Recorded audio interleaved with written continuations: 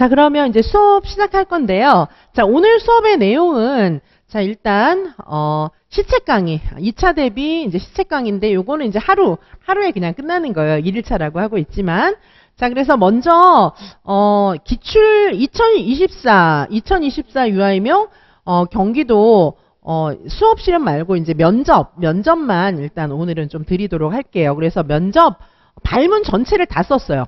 이거 합격생 선생님께서 요거 이제 경기도 합격생 선생님의 복귀 자료이고요. 경기도 합격했던 그 선생님의 발문 전체를 다 써놨어요. 이거는 그래서 문제하고 발문 여기 전체 다 쓴 자료 요거를 그대로 드릴게요.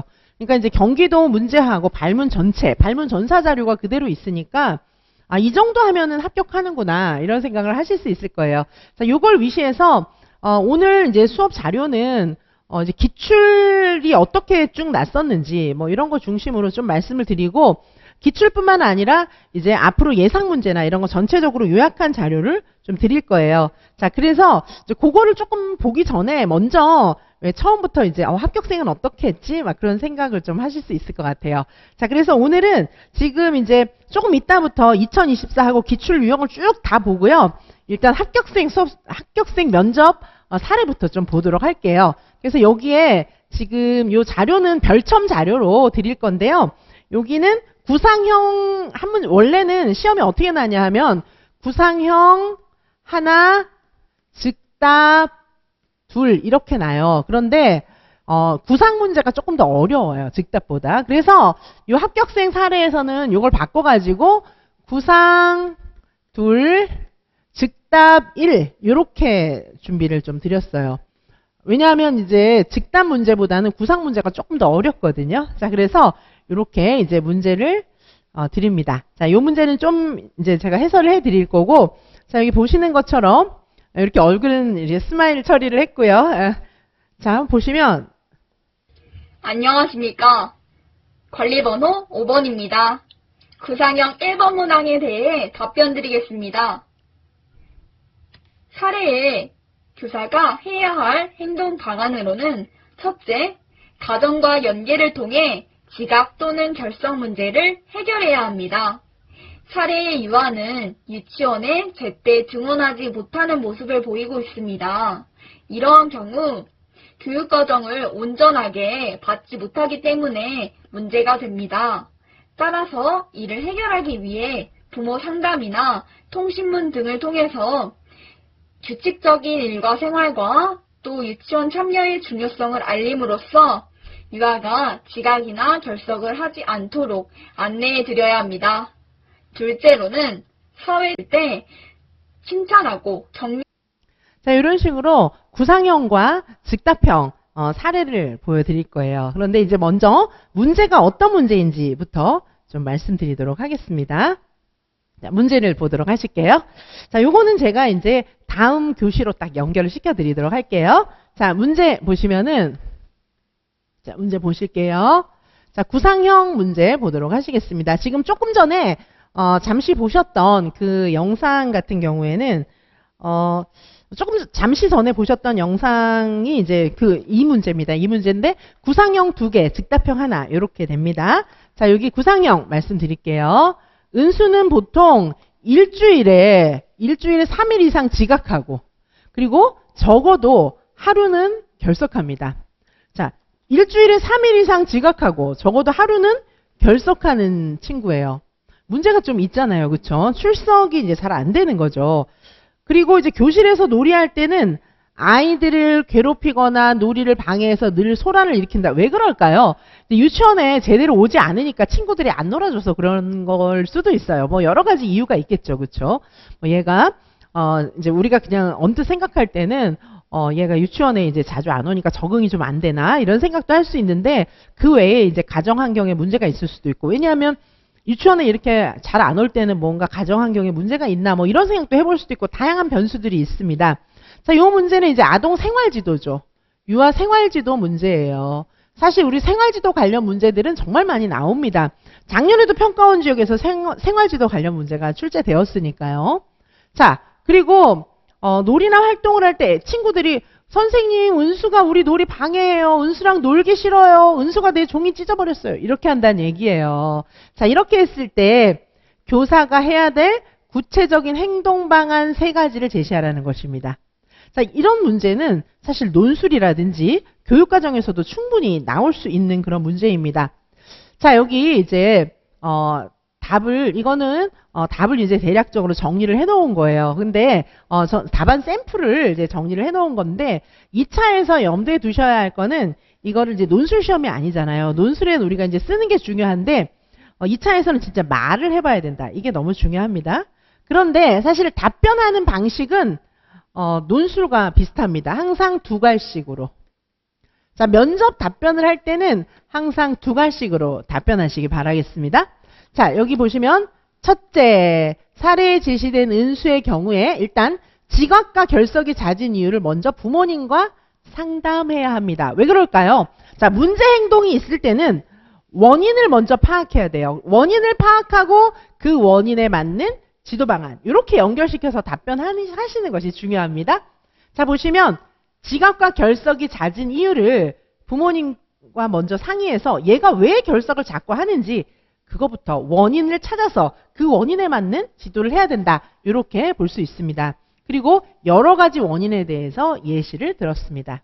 자, 2갈씩으로 또 말씀하시고요. 그 다음에 2번째는 은수를 면밀하게 관찰해서 은수와 자주 대화하고 상호작용 해봐야 돼요. 왜냐하면 부모님의 이야기를 들어봐도 원인을 파악할 수 있겠지만 더 중요한 거는 은수로부터 직접 그 원인에 대해서 이야기를 듣는 것이 더 중요할 수도 있기 때문입니다. 자, 그리고 은수와 일단 좋은 관계를 형성하면 은수가 유치원에 오고 싶어 할 수도 있고 뭐 여러 가지 해법이 나올 수 있잖아요. 이제 그런 얘기고요. 그 다음에 세 번째는 뭐예요? 은수가 친구들하고 좋은 관계를 유지해야 유치원에 오고 싶을 거 아니에요. 그래서 세 번째로는 은수를 비난하는 친구들과의 관계를 중재해 주려고 노력해야 된다는 거죠. 자, 그리고 노력하는 방식으로는 교사가 직접 개입하고 이러는 거는 별로 효과적이지 않잖아요. 그래서 교사가 직접적으로 개입하는 것보다는 은수가 친구들과 잘 지낼 수 있는 분위기를 조성하는 것이 바람직하기 때문입니다. 자, 저는 이런 예시 답안을 드렸고요. 그 다음에 합격생 선생님도 정말 시험과 동일한 상황에서 이렇게 답변을 하셨지만 거의 제가 드리는 이 문제랑 거의 비슷하게 답변한 걸 보실 수가 있어요. 그리고 첫째, 둘째, 셋째 이렇게 발음하는 것도 굉장히 똑바로 이렇게 한 거 자신감 있게 얘기한 걸 볼 수가 있거든요. 그리고 합격생 선생님들의 경우에 전부 다 2갈씩으로 이야기하고 있어요. 제가 이따가 이제 수업하면서 본격적으로 말씀을 드릴 그 경기도 선생님, 요거는 수업 자료에 있는 건데 경기도 선생님 같은 경우에도 보세요. 즉답형 2번 문항 잠시 생각한 뒤 답변 드리겠습니다. 왜냐하면 읽고 답을 해야 되니까. 여기서도 첫째, 둘째 이런 식으로 2갈씩으로 다 이야기하고 있잖아요. 자, 2갈씩으로 답변하는 것이 일단 이제 기본적인 그런 팁입니다. 2갈씩으로 답변하시고 가지수에 맞춰서 답변하시면 됩니다. 자, 그 다음에 구상형 2번 문제 보도록 하시겠습니다. 바람직한 교육을 2가지로 나눠서 생각해 볼 수 있습니다. 이거는 뭐예요? 이건 교사론. 자, 2번 문제는 교사론입니다. 교사론도 단골 손님입니다. 아까 1번 문제는 아동 생활지도였잖아요. 자, 교사론도 굉장히 중요합니다. 교사론 중에서 이거는 교육관이에요. 교육관. 자, 선생님들께서는 1차 시험 끝나고 나면 시간이 조금 아무래도 있잖아요. 그럴 때는 뭐 사상 이런 거 공부를 좀 해두실 필요가 있어요. 그래서 나의 교육관 이런 걸 좀 준비를 하셔야 됩니다. 그리고 유아교육과 관련한 그런 책도 좀 읽어보시고 그동안 뭐 감명 깊게 읽은 책이 뭐냐 이런 기본적인 문제를 이렇게 냈을 때 전 책 한 권도 안 읽었어요. 뭐 이럴 수는 없는 거잖아요. 막 당황하고 막 버벅대고 이러면 안 됩니다. 원래부터 내가 굉장히 유아교사로서의 좋은 자질을 갖고 있다는 거를 피력할 필요가 있습니다. 그래서 나의 교육관 이런 문제를 좀 아주 가장 기본적인 그런 내용을 좀 드려왔어요. 자, 요거 이제 이따가 합격생 선생님이 또 답변하는 것도 보시면 되겠습니다. 자, 첫 번째로 자 이제 교육관 2가지를 이제 요약을 한 거예요. 첫 번째는 어린이에게 직접 가르쳐 주는 것이 아니라 유아가 스스로 배워나가도록 하는 거. 2번째는 유아가 원한다고 해서 그것을 모두 하도록 내버려 두는 게 아니라 바람직한 행동과 잘못된 행동을 가르치고 알려주는 것. 그러니까 한마디로 첫 번째는 이제 유아 주도적인 그런 방식으로 무엇을 해야 할까 배우는 거 이런 것들을 스스로 컨트롤할 수 있게 유아 중심, 놀이 중심 뭐 이런 거라고 볼 수가 있습니다. 그러나 두 번째는 생활 지도나 이런 것들을 조금 더 비중을 두는 것을 이야기하는 거겠죠. 자, 뭐 어떤 답을 하셔도 상관이 없겠지만 2019 개정 누리과정 구성주의적인 방식과 더 부합하는 것은 첫 번째가 될 것입니다. 그러나 설령 두 번째로 답을 하신다 할지라도 바람직한 내용을 잘 알려주고 인성교육에 비중을 둬야 되겠지만은 지금과 같은 4차 산업사회에서 유아가 스스로 생각할 수 있는 힘을 길러주는 것도 중요하다고 생각한다는 그런 단서를 함께 붙이셔야겠습니다. 자, 그래서 여기 교육관 설명한 거 이제 예시 답안입니다.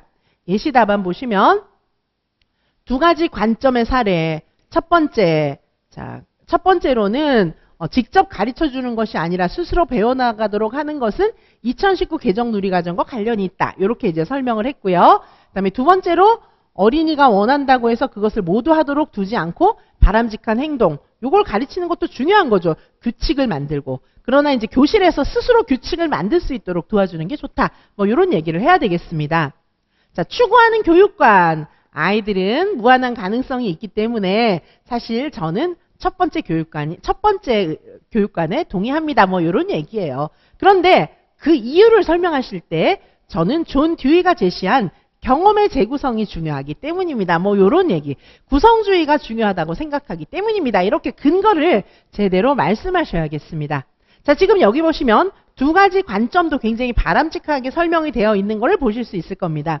첫 번째로 2019 개정 누리과정의 유아중심, 놀이중심 교육과정에서는 유아들이 스스로의 경험을 재구성하는 것이 바람직하다고 보고 있기 때문에 이런 관점도 좋습니다. 뭐 이렇게 얘기한 거죠. 근데 두 번째로 어린이가 원한다고 해서 그것을 모두 하도록 그대로 두는 건 좋지 않지만 그러나 규칙을 유아들 스스로 만들고 유아들이 규칙을 만드는 과정에 함께 참여하고 이해하고 이건 뭐예요?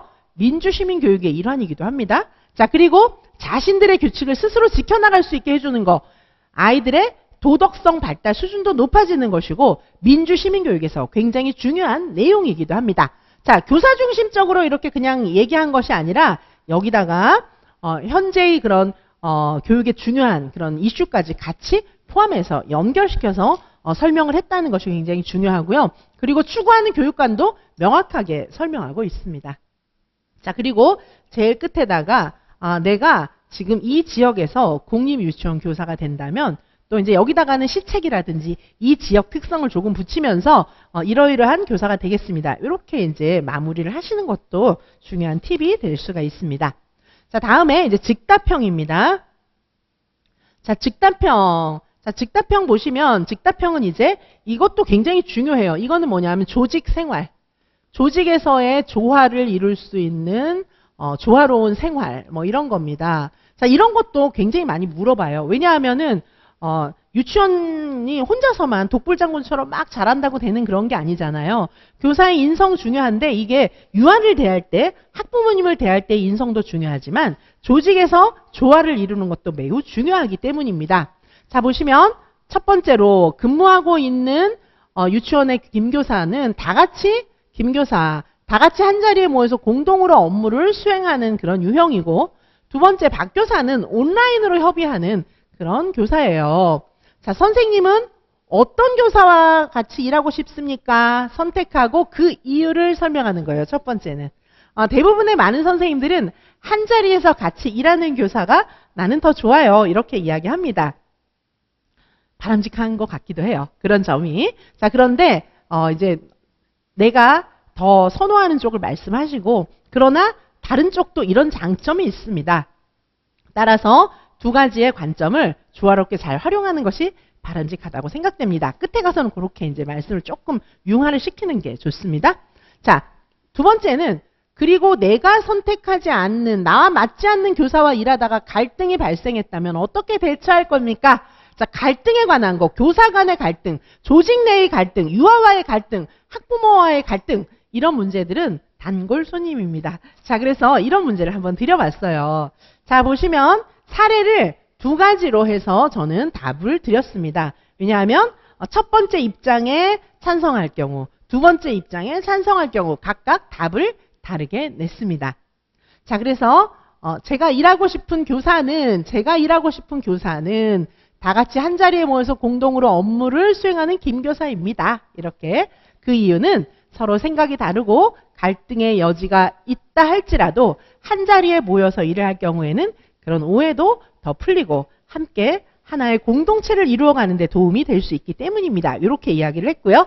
그러나 저와 맞지 않는 박 교사와 일하다가 갈등이 발생되었을 경우에 박 교사와 왜 갈등이 발생했는지를 생각해보고 웬만하면 제가 맞추도록 노력해보고 함께 대화를 시도하도록 노력하겠습니다. 이런 게 무난해요. 무조건 제가 맞추겠습니다. 이건 이제 바람직하지 않고 내가 왜 이 선생님과 갈등이 발생했는지 그걸 생각해보고 그리고 박 교사와 상대방 교사와 충분히 대화를 나눈 뒤 웬만하면 그 선생님과 대화를 통해서 해결하도록 하고 그리고 제가 양보할 수 있는 부분은 충분히 양보해서 서로 조화를 이루어 나갈 수 있게끔 좋은 관계를 만들어 가게끔 노력하겠습니다. 이렇게 이야기하는 것이 바람직하겠습니다. 자, 그 다음에 두 번째 사례입니다. 온라인으로 협의하고 개별적으로 업무를 수행하는 박 교사가 나와 맞습니다. 뭐 이런 거죠. 여기다가는 이제 좀 효율적, 개별적으로 업무를 처리할 수 있다면 학급에서 좀 더 학급의 업무에 학급에서 좀 더 열의를 가지고 일할 수 있고 또 여기다 하나 더 붙일 수 있겠죠. 코로나라든가 여러 가지 이제 돌발적인 상황에 평소에 적응할 수 있는 능력을 기를 수도 있을 것이기 때문입니다. 뭐 이렇게 이야기하실 수 있을 겁니다. 그리고 저와 맞지 않는 김 교사와 업무를 수행하다가 갈등이 발생할 경우에는 상호 협의해서 적절한 시간에 함께 모일 수 있도록 저도 최대한 협조하고 그리고 서로 대화를 통해서 관계를 개선해 나가겠습니다. 이렇게 답을 하시면 되겠습니다. 자, 이렇게 이제 합격생 면접 사례를 제가 해설을 해드렸고요. 자, 합격생 면접 사례는 선생님들께서 아까도 이제 요거 하나 구상형 제가 앞에 조금 보여드렸는데요. 직답형도 한번 잠깐 보시고요. 직답형 문항 잠시 읽고 답변 드리겠습니다.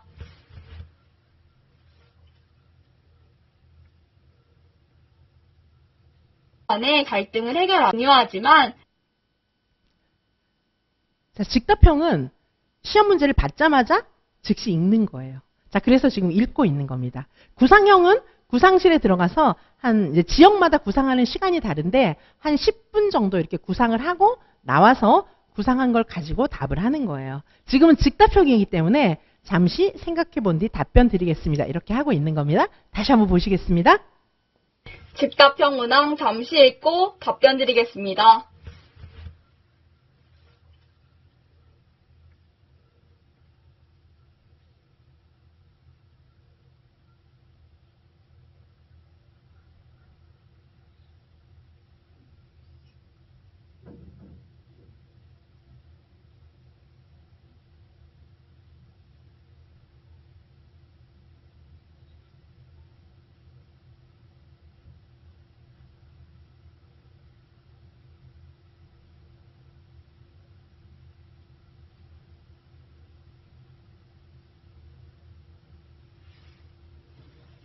직답형 1번 문항에 대한 답변 드리겠습니다.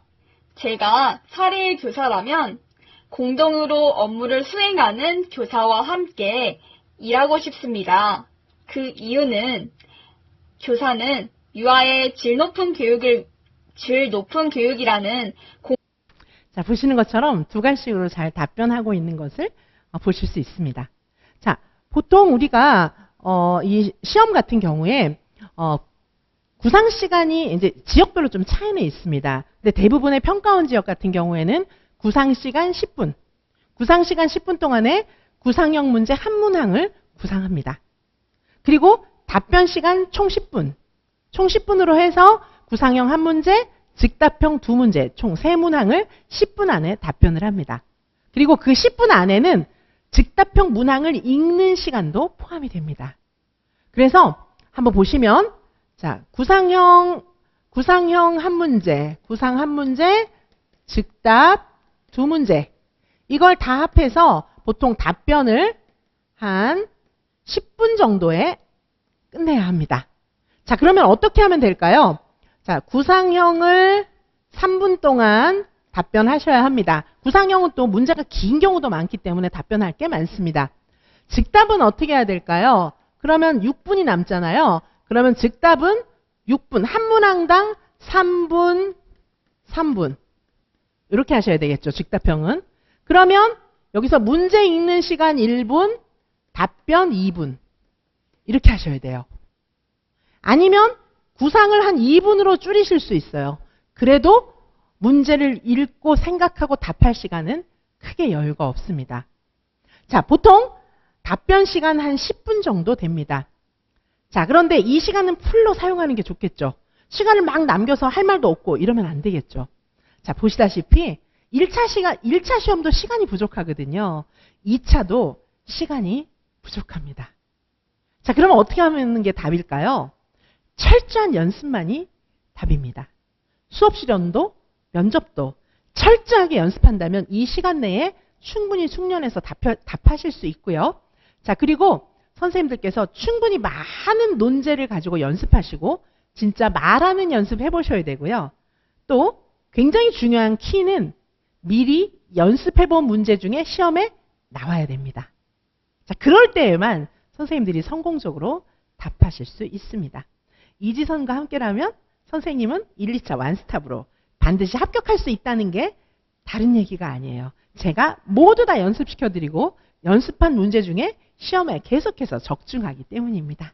자, 그러면 저는 이어서 선생님들께 요거를 다음 교시로 연결을 해서 풀 버전을 올려드리도록 할게요. 자, 그래서 1교시 수업은 요렇게 여기까지 하고요. 2교시에다가 합격생 풀 영상을 다 올려드리도록 하겠습니다. 자, 그리고 잠시 후에 또 2교시 계속해서 수업 진행하도록 할게요.